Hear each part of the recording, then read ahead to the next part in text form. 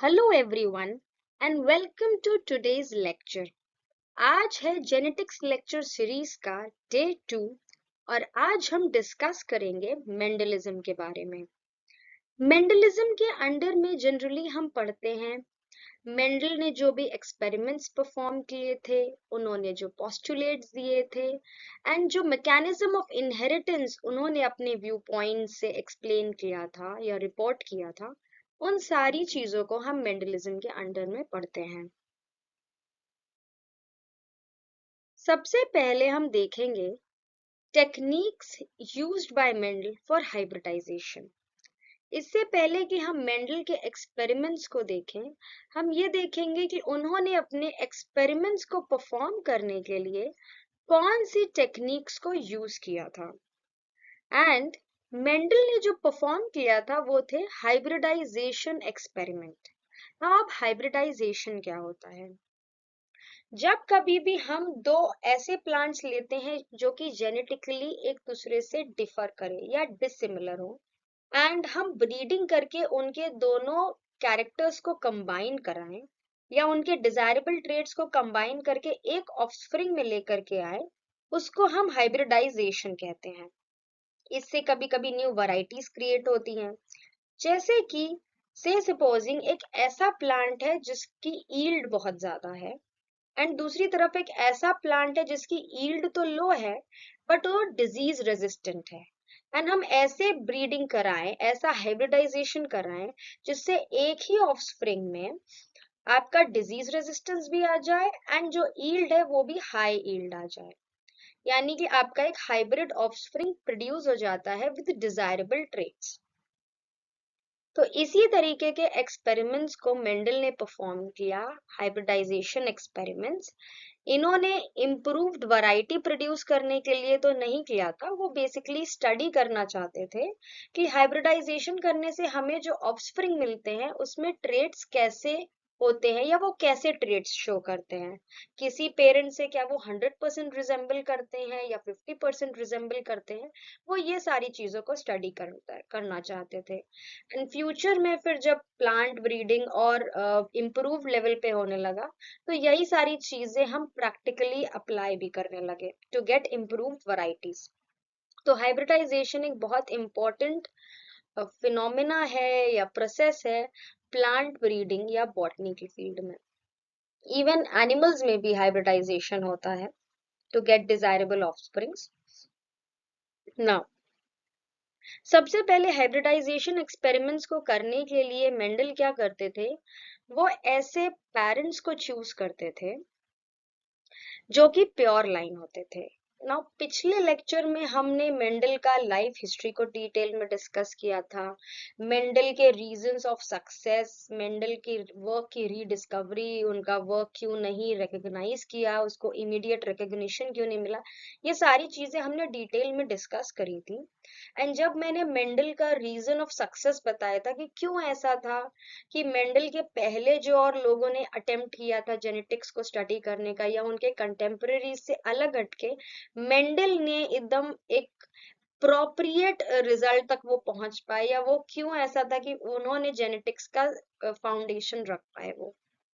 तो इसका एक बहुत बड़ा रीजन था कि उनका जो चॉइस ऑफ ऑर्गेनिज्म था वो एकदम अप्रोप्रिएट था, उन्होंने पी प्लांट को लेकर के अपने एक्सपेरिमेंट्स किए थे। नाउ पी प्लांट में जब उन्होंने हाइब्रिडाइजेशन एक्सपेरिमेंट किया तो वो ऐसे पेरेंट्स चूज करते थे जो कि प्योर लाइन होते थे।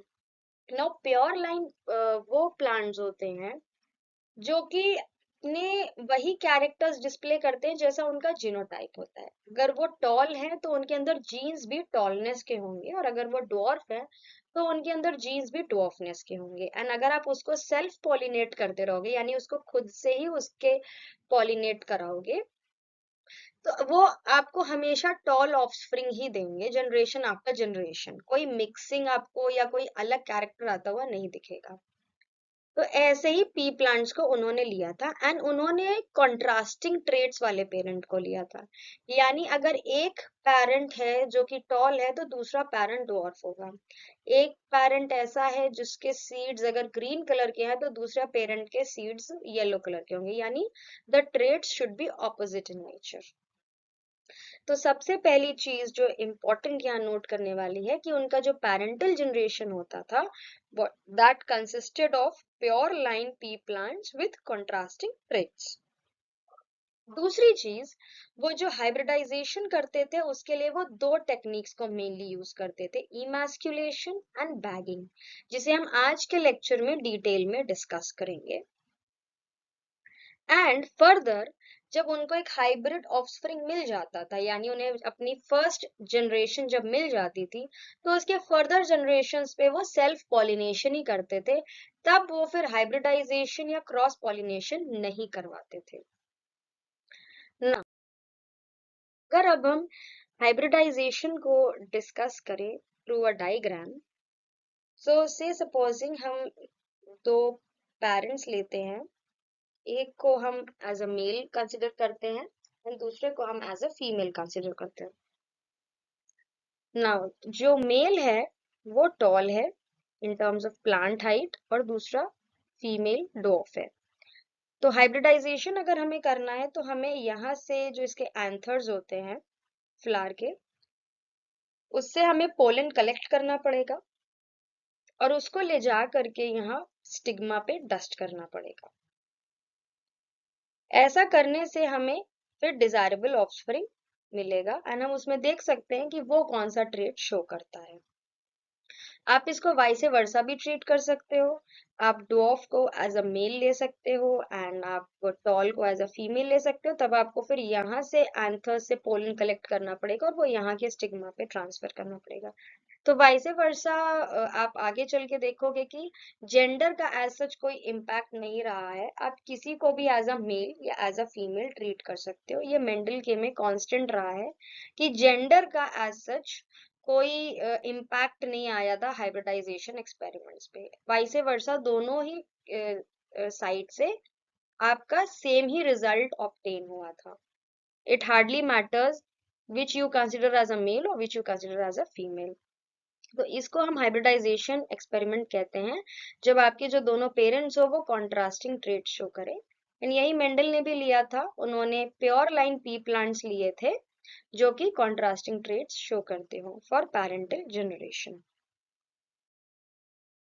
नाउ सबसे पहले हम डिस्कस करेंगे इमैस्कुलेशन। इमैस्कुलेशन वो टेक्निक है जो मेंडल यूज करते थे फॉर हाइब्रिडाइजेशन एक्सपेरिमेंट। नाउ जो इमैस्कुलेशन होता है वो परफॉर्म किया जाता है ऐसे प्लांट पे या ऐसे फ्लावर पे जिसे हम एज अ फीमेल लेने वाले या फीमेल ट्रीट करने वाले हैं। नाउ यहाँ पे जैसे फ्लावर है, तो हर फ्लावर में ये पार्ट्स होते हैं, दो reproductive parts, female and male reproductive part. जो फीमेल पार्ट होता है उसमें आपका स्टिग्मा होता है, स्टाइल होती है एंड ओवरी होती है। एंड जो मेल रिप्रोडक्टिव पार्ट होता है उसमें एंथर्स होते हैं एंड फिलामेंट होता है। तो इससे पहले कि जो एंथर है वो पोलन को रिलीज करे और वो पोलन जाके इसी फ्लावर के जो स्टिग्मा है वहां पे जाके लैंड अप करे एंड इसी फ्लावर को पॉलिनेट कर दे, मेंडल एंथर्स को सिजर्स को यूज करके कट कर देते थे या रिमूव कर देते थे। So emasculation is nothing else but removal of the anthers from the female flower. And इसकी वजह से क्या होता था, फ्लावर के ऊपर सिर्फ उसका ये पिस्टल पार्ट या गाइनोशियम पार्ट जो होता है, स्टिग्मा, स्टाइल एंड ओवरी, वही रह जाता था। इस तरीके से आपका फीमेल फ्लावर अब रेडी हो गया है for hybridization experiment. Now further जिस फ्लावर को उन्हें एज अ मेल लेना होता था, उस फ्लावर के एंथर्स से वो पोलन को कलेक्ट करते थे यूजिंग ब्रश और सम स्पेसिफिक टूल। वो यहाँ के एंथर्स से पोलन को कलेक्ट कर लेते थे और फिर इस पोलन को ले जा करके वो शेड करते थे on the stigma of the female flower, जिसको अभी उन्होंने थोड़ी देर पहले इमैस्कुलेट किया था। तो इमैस्कुलेटेड फ्लावर के ऊपर उन्होंने ये पोलेंस एक डिजायरेबल मेल प्लांट से ला करके शेड ऑफ कर दिए एंड आगे ये फीमेल फ्लावर ओपन ना रह जाए to pollination from undesirable plants, यानी इसको अब कोई और पॉलिनेट ना कर दे, या पोलन जो एनवायरनमेंट में पोलन्स ट्रैवल कर रहे हैं वो आके यहाँ ना लैंड अप कर दे, मिक्सिंग ना हो जाए कैरेक्टर्स की, जिससे आपके रिजल्ट्स एबरेंट आने लगेंगे, गलत रिजल्ट्स आने लगेंगे। तो वो इसको प्रोटेक्ट करने के लिए, क्योंकि उन्होंने जो यहाँ पॉलिनेशन किया है वो उन्होंने एक आर्टिफिशियल फॉर्म से किया, ये आर्टिफिशियल मेथड से किया है, ये आर्टिफिशियल हाइब्रिडाइजेशन है। एंड वो चाहते हैं कि वो सब कुछ कंट्रोल्ड मैनर में हो, एंड यहाँ किसी भी तरीके का कोई अनडिजायरेबल इंटरफेरेंस ना हो फ्रॉम पोलेंस, ना हो कि ये कहीं इसी प्लांट का कोई दूसरा फ्लावर है जो उसको पॉलिनेट कर दे, या कोई कोई अलग प्लांट हो उसका फ्लावर से पोलन्स आए और इसे पॉलिनेट कर दे। तो वो यहाँ कर देते थे बैगिंग, यानी जैसे यहाँ पे पोलन्स इन्होंने शेड किए फ्रॉम द मेल प्लांट, वो इसको एक बटर पेपर बैग, या कुछ लोग जिनके पास रिसोर्सेज की कमी होती है, या they even use polythene bags, तो उससे आप कवर कर देते हो, आप उसकी बैगिंग कर देते हो। Basically you create a barrier कि इस फ्लावर को अब कोई और पॉलिनेट ना करे, एंड इसी को हम बैगिंग कहते हैं। तो ये दूसरा टेक्निक था जो कि मेंडल ने यूज किया था फॉर हाइब्रिडाइजेशन। तो एक था emasculation to prepare the female flower for desirable pollination, and bagging से वो आफ्टर पॉलिनेशन वो बैगिंग कर देते थे so as to create a barrier कि अब कोई और इसको अनडिजायरेबल पोलन्स आके पॉलिनेट ना कर दें। And this is how he performed his hybridization experiments, and उनको फिर डिजायरेबल ऑफस्प्रिंग्स मिलते गए, एंड उनको करेक्ट रिजल्ट्स मिले इसकी वजह से। नाउ मेंडल ने जो अपने हाइब्रिडाइजेशन एक्सपेरिमेंट्स परफॉर्म किए थे पी प्लांट पे, तो उन्होंने 7 कैरेक्टर्स को कंसिडर किया था, और हर एक कैरेक्टर के 2 कॉन्ट्रास्टिंग ट्रेट्स होते थे। तो यहाँ पे आज हम उन्हीं 7 कैरेक्टर्स को वन बाय वन डिस्कस करेंगे। सबसे पहले हम सीड शेप देखते हैं। नाउ सीड शेप दो तरह से हो सकता है, या तो राउंड या तो रिंकल्ड। नाउ पी प्लांट का जो प्रोडक्ट होता है पीज, वो विंटर सीजन में जनरली हम कंज्यूम भी करते हैं। तो आपने मटर भी देखा होगा, मटर की जो पॉड्स होती हैं, पी पॉड्स, फलियां, वो भी आपने देखी होंगी। तो आप इजिली को रिलेट कर पाओगे कि सीड शेप जो मटर होती है, मटर के दाने होते हैं, या तो वो राउंड होते हैं या तो सिकुड़े हुए से रिंकल्ड भी होते हैं।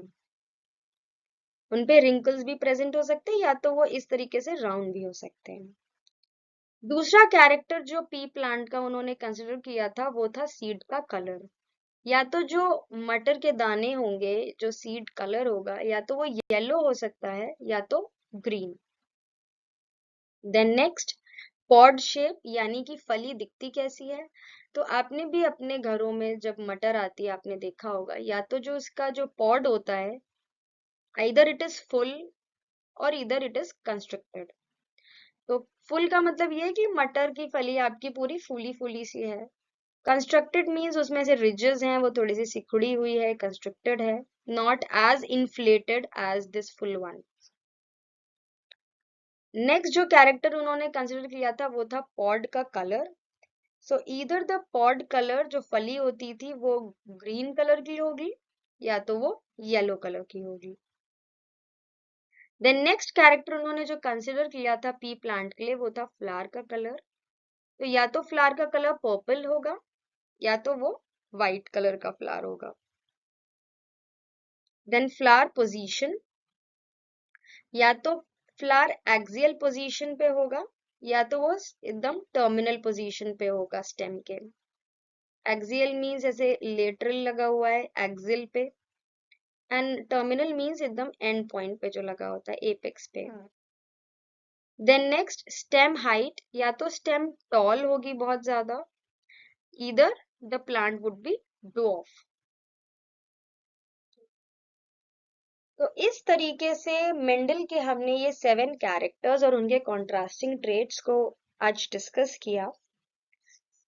एंड इसके आगे अब हम मेंडल के जो क्रॉसेस हैं, जो monohybrid, dihybrid cross, and जो उनके पोस्टुलेट्स हैं उनको डिस्कस करेंगे from next lecture onwards. Now before closing this lecture मैं एक चीज कहना चाहती हूँ कि इट डजेंट मैटर कि आप मेल किसको ले रहे हो या फीमेल किसको ले रहे हो। नाउ बाय चांस अगर आप इसे एज अ मेल ले लेते हो एंड इसे एज अ फीमेल ले लेते हो, ठीक है, so if you consider this as a male plant and as a female plant, तो इस केस में क्या हो गया, आपका जो मेल है वो टॉल है एंड जो फीमेल है वो डॉर्फ है, ये डॉर्फ हो गया and the male is tall. तो यहाँ से पोलन्स कलेक्ट होंगे और वो यहाँ के स्टिग्मा पे ऐसे ट्रांसफर कर दिए जाएंगे एंड इस तरीके से हाइब्रिडाइजेशन एक्सपेरिमेंट हो जाएगा। जो ऑफस्प्रिंग यहाँ से रिसीव होगा वो एक पर्टिकुलर ट्रेट शो करेगा, वो हम तब डिस्कस करेंगे जब हम मोनोहाइब्रिड क्रॉस देखेंगे। ना इंस्टेड ऑफ दैट, अगर हम इसी सिचुएशन को रिवर्स कर देते हैं एंड अगर हम इसे एज अ मेल ले लें एंड इसे एज अ फीमेल ले लें, ये टॉल है एंड ये डॉर्फ है, तो यहाँ से पोलन्स कलेक्ट करके इसके स्टिग्मा पे ट्रांसफर होंगे, इसके फ्लावर के स्टिग्मा पे। इससे जो ऑफस्प्रिंग मिलेगा और जो इससे पहले वाला क्रॉस मिल किया था हमने, उससे जो ऑफस्प्रिंग मिलेगा वो दोनों सेम ही होंगे, यानी जेंडर का कोई इम्पैक्ट नहीं होता है। आप जेंडर चाहे रिवर्स भी कर दो तब भी आपको वैसा ही ऑफस्प्रिंग मिलेगा। जेंडर का देयर इज नो इशू कि आप टॉल वाला मेल ले रहे हो या टॉल वाला फीमेल की तरह है, इट हार्डली मैटर्स। तो ये एक बहुत इंपॉर्टेंट पॉइंट है जो कि लोगों को कंफ्यूज कर सकता है कि इससे फर्क पड़ता होगा कि पोलन कहाँ से आ रहा है या फीमेल कौन सा फ्लावर है, स्टिग्मा किसका है। नहीं, इससे इम्पैक्ट नहीं पड़ता है, ईदर वेज आपका रिजल्ट सेम आना है। तो हमारा फोकस जो रहना चाहिए वो ट्रेट पे रहना चाहिए, वो कैरेक्टर पे रहना चाहिए rather than on the gender. But still gender is mentioned जब हम पिनेट स्क्वायर बनाते हैं या हम क्रॉसेस करते हैं, सो वी डू मेंशन कि यहाँ कौन सा मेल था कौन सा फीमेल था। बट फॉर नाउ जो मेंडल ने एक्सपेरिमेंट्स परफॉर्म किए थे इसमें, इन हाइब्रिडाइजेशन एक्सपेरिमेंट्स में मेल एंड फीमेल का इतना कोई इम्पैक्ट नहीं है, इतना क्या कोई इम्पैक्ट नहीं देखने को मिलेगा हमें। So our main focus would be the traits कि टॉल और डॉर्फ को जब हमने क्रॉस किया या क्रॉस पॉलिनेट किया, हाइब्रिडाइज किया, तो रिजल्ट में कौन सा ट्रेट आया, टॉल आया या डॉर्फ आया, that should be the main focus point. इसी चीज को हम आगे कंटिन्यू करेंगे। अभी मेंडलिज्म में हमारा बहुत सारे सब टॉपिक्स बाकी हैं, the crosses, the postulates and everything. So that we will discuss in the upcoming lectures. So yeah, that's it for today's lecture. Thank you. Keep learning and keep revising.